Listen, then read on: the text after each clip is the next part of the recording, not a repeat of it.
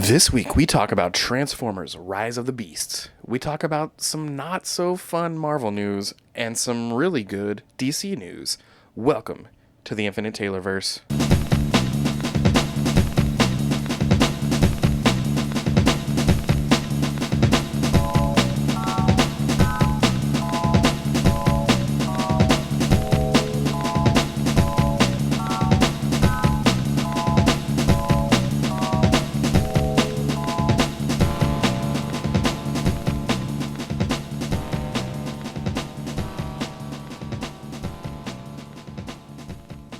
Warning. Red alert. Ay, ay, ay, ay, ay! Danger, Will Robinson.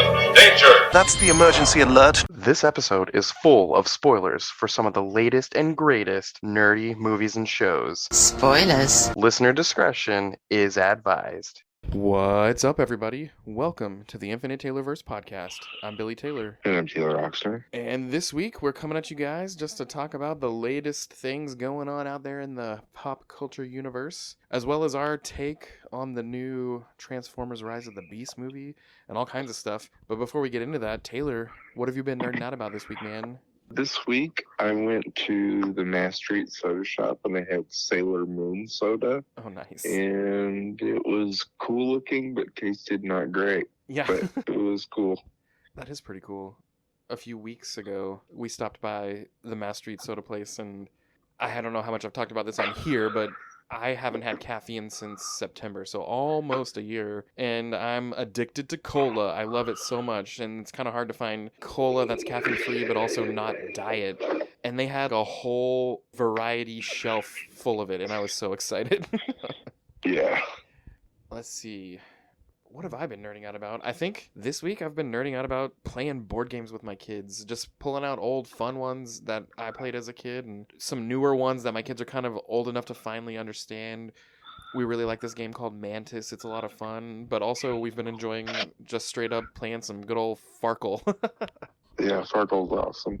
So yeah, I even got on the computer and made up some Farkle score sheets on Microsoft Word so that I wouldn't have to write it out every time. Such a nerd. But yeah, let's see. Let's kind of jump right into all this stuff. Our big thing we want to start with is that at this point it's been out to the general public, but a little over a week ago we got to watch Transformers Rise of the Beasts a little bit early, which was awesome. And let's talk about that a little bit. Taylor, what was your take on that movie? I think it's the best Transformers live action movie that we've gotten so far. I 100% agree. From the character designs being more G1 to the plot and the Unicron, and I just thought the whole thing was just so cool. Yes. And I didn't know how I was going to feel about Pete Davidson as Mirage, but I absolutely loved that character. Yeah, he was really good. And I loved all the ways they incorporated not only the original Autobots, but the Maximals, and the way they added it all together and made it make sense. I loved that about it. Yeah, they just explained the backstory of it and what time period everything's in and whatnot. It's really interesting. Yep. And as always, Peter Cullen's iconic voice as Optimus Prime just sends chills down your spine every time. But having Ron Perlman as Optimus Primal was amazing as well. Yeah, his voice fit the gruffness look of that character so well. Yep. And I loved all kinds of stuff. Obviously, the plot was pretty great, but towards the end, when you feel like Mirage is about to bite the dust, but he kind of transforms around the main guy. What was his name? Noah? Yeah. That was awesome to watch the human-robot hybrid. It was pretty cool. Yeah, it's really neat. I remember them having a suit like that in the cartoons as well. Oh, okay. Yeah, at some point I need to go back and watch the cartoons. I have not really watched them much since childhood. I've watched a few episodes here and there just for nostalgia's sake, but I feel like it would be cool to go back and watch them all, especially with my own kids. Yeah. Didn't Oliver watch them? We watched the movie that you let us borrow your DVD of, and he is a pretty soft kid, and it kind of hurt his heart, like it did all of us at that age when Optimus dies. Yeah. But yeah, the movie was great, and I loved at the very end, here comes the big spoiler. So at the very end, you know, this Noah guy is kind of being seemingly being recruited by some kind of government organization, and you're like, oh, cool, is it like the CIA or FBI or some extraterrestrial government thing, like who knows, but when he looks down at the business card from the guy, it says G.I. Joe, and the whole crowd was like, bah, that's awesome. Yeah. Yeah, I remember that being like they were talking about doing like a whole like Hasbro universe kind of thing, Yep. but it wasn't. Yeah, it was awesome. And yeah, that's a rumor we've heard for a long time, and then to see it happen and still not expected, even with all the rumors, I thought that was so cool. Yeah, exactly. And this isn't unprecedented. Like they've done tons and tons of comic book crossovers, and they even crossovered in the last season of the show. Yeah, that'd be pretty awesome. I can't wait to see where they go with it. And I wonder if we'll ever see, because we know this is kind of connected to the Bumblebee movie, I wonder if we'll see Haley Steinfeld's character ever again. Well, when you think about it, though, that was the 80s. This was the 90s. I wonder if we'll see another decade time jump next time we see a movie. I don't know. The way the last one ended, it seemed like it was rolling. Yeah, rolling out. You know what I mean? Like it didn't seem like it was going to jump time periods at all. Yeah, that makes sense. This is where they're establishing, hey, we're moving forward from here. Yeah. No, that makes sense. But yeah, all in all, go see it. The humor wasn't forced. It was perfect. Some of those older ones, the humor seemed pretty forced and at times inappropriate. But yeah, the plot was great. The visuals were amazing. Yeah.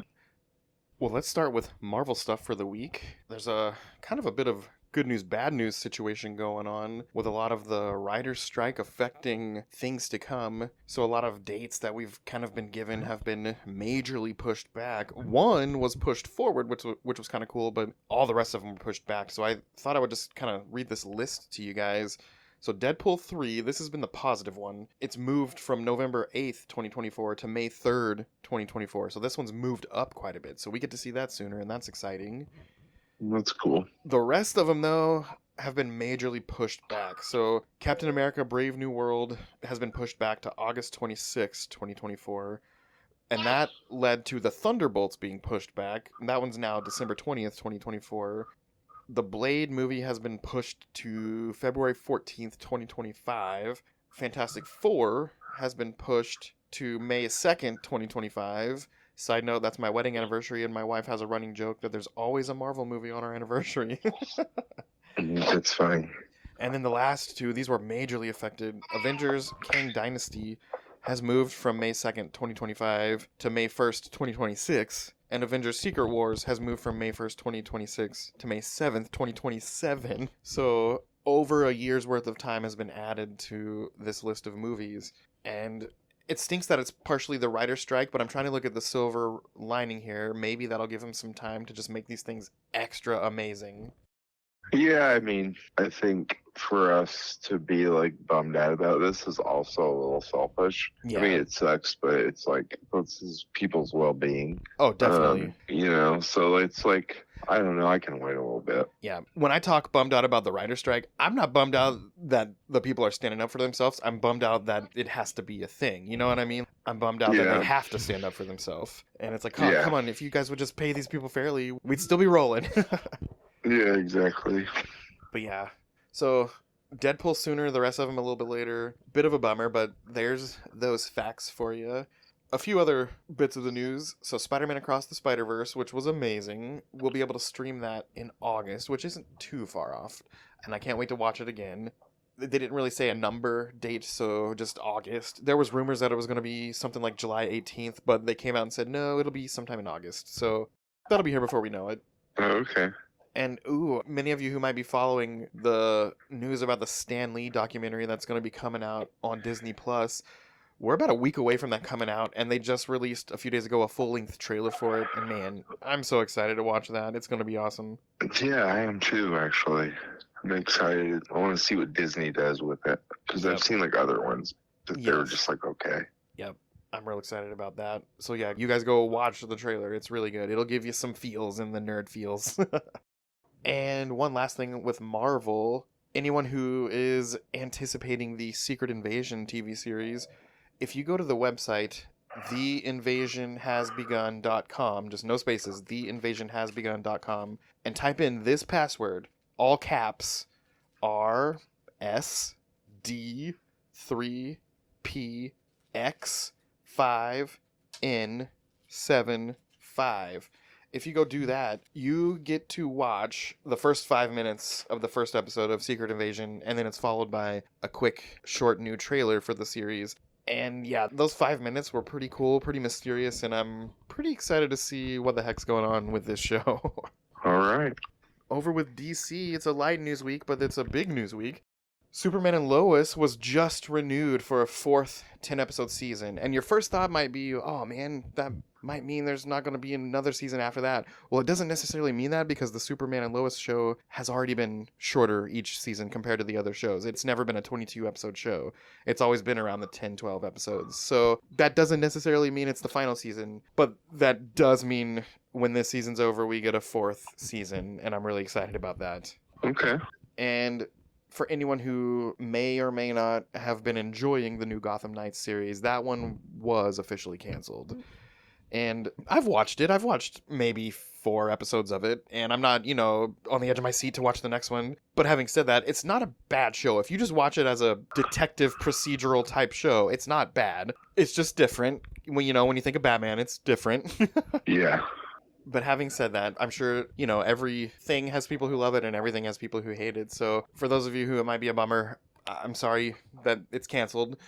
But yeah, that's just what's going on here. And you and I have talked about this next thing. There's a major rumor going out. We both got to see The Flash early, but they didn't let us see the final scene or the post-credit scenes. They wanted to keep that a secret for people who go see it. They didn't want it spoiled. And there's lately been all kinds of rumors, the final Bruce Wayne after everything's fixed. Maybe it's George Clooney. Maybe it's Christian Bale. Maybe it's still Ben Affleck. But the craziest rumor that we recently heard was that this new Bruce Wayne is going to be portrayed by Henry Cavill. And that would just blow everybody's minds, I think. Yeah. We were talking about that, and I was just like, man, actually, I think he'd do really well. I do too. And I like the fact it would be a familiar face. We know how these multiverse things work. Not everyone's an identical copy. We've seen Marvel do it, Tobey Maguire, Andrew Garfield, Tom Holland, cartoon characters, like they're all the same multiversal character. So who's to say he can't have a different face and it just happens to be one we recognize? Yeah. But yeah, I don't know how people would act to that. There's been all the backlash about, getting rid of Henry Cavill. Nah, you're ruining the DCU. But this would totally be not getting rid of him. It would completely change who he plays, and he'd still be there. Uh-huh. That's so bizarre. I know. And again, just a big rumor, but I think I'd be okay with it. Yeah, me too. Well, over with Star Wars, Disney finally confirmed the Ahsoka premiere date. They've been saying, August, but they finally said it's going to be August 23rd, 2023. I cannot wait for that one. And a new little bit of Star Wars rumors going on is that Idris Elba is going to be playing the new main villain in the new Rey-centered Jedi Order sequel movie. So interesting. Yeah, I love me some Idris, so I can get around him being the bad guy.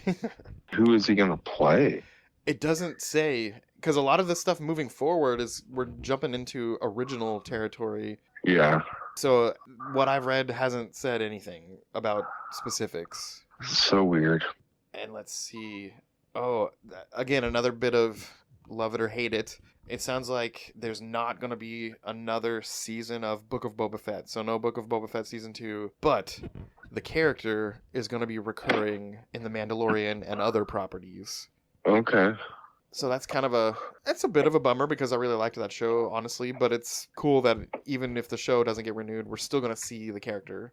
Yeah, I kind of thought it might not get renewed. It's just, I didn't think he was the Boba Fett that people wanted, in all honesty. Yeah, and I get that. I totally get that. To me, it's a little funny that a character that was pretty awesome, honestly, when you think about it, had 10 minutes of screen time in the past, and everyone just has a big idea of this character, and the show didn't produce that for them, and so they hated it.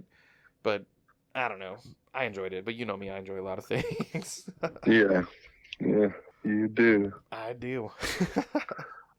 Okay, elsewhere out there in the pop culture universe. So I've been nerding out a lot lately about how good this new Zelda Tears of the Kingdom game is. Well, it just came out that Universal and Illumination is developing an animated Legend of Zelda movie, and I am very excited about that. That's something I've wanted since I was a kid. Wow. I mean, they've been talking about it forever. I hope Yeah. they base it around Ocarina. I know. That's the one thing I've been thinking about. What would they base it around? Original stuff, Ocarina stuff, the recent stuff, or bits and pieces of each and make it its own new thing? And I don't know. A lot of people are hung up with, oh man, Link doesn't talk. You can't have a movie with a character that doesn't talk. I'm like, well, he doesn't talk because they try to make the game where you're Link. Like, you are Link. So, He makes yelling noises and stuff. Like, he yes. can talk. Yep. I just don't think in a movie or a TV, whatever situation, him talking wouldn't ruin it. He doesn't talk because someone in the past said, you're Link, you are Link when you play that game. So his thoughts are Yeah. your thoughts. But yeah, I'm excited. I love those games and I can't wait to see what a movie might look like. Yeah. Ooh, one last little thing here. Anyone who has been enjoying like the Kong Skull Island and the Godzilla movies that they're trying to make a big connected world to, well, on June 22nd, Netflix is putting out an animated series called Skull Island, and I knew it was coming, but I didn't know this part. It is 100% in canon to those movies they've been putting out, and it sounds pretty good. There's a couple of guys on vacation, they're kind of explorers, and they see this girl drowning in the ocean, and they go to save her, and next thing you know, they wind up at Skull Island. They don't know anything about Skull Island, they just wind up there, and the rest is, as you can probably imagine, and that's where the series starts. But I watched the trailer today. They just released it this week, and it actually looks pretty entertaining. I'm kind of excited to see it. Well, yeah, me too. But yeah, that's all the news this week. We mentioned last week, our friend Mike over at the Comic Coffee House said to stay tuned on their social media for the upcoming Game of Thrones trivia night and things like that. But otherwise, that's about it. So as for us here at the Taylorverse, I've been Billy Taylor. And I'm Taylor Oxner. And come back next week, the same Taylor time, same Taylor channel. Find out what's going on, guys. All right. We'll see you. Bye.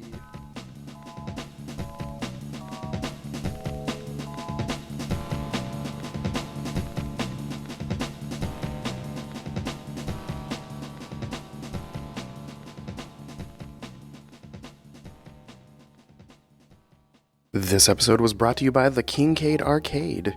For all of your arcade needs and video game fulfillment, go head on over to the Kincaid Arcade at the Oak Park Mall in Overland Park, Kansas. These guys have every imaginable classic game possible. They have arcades. They have every console you could think of. They have special tournaments all the time. They set up parties and events for all of your party needs. So head on over there once again to the Kincaid Arcade at the Oak Park Mall in Overland Park, Kansas. Go get a bracelet, go play free play the whole time, and have a blast.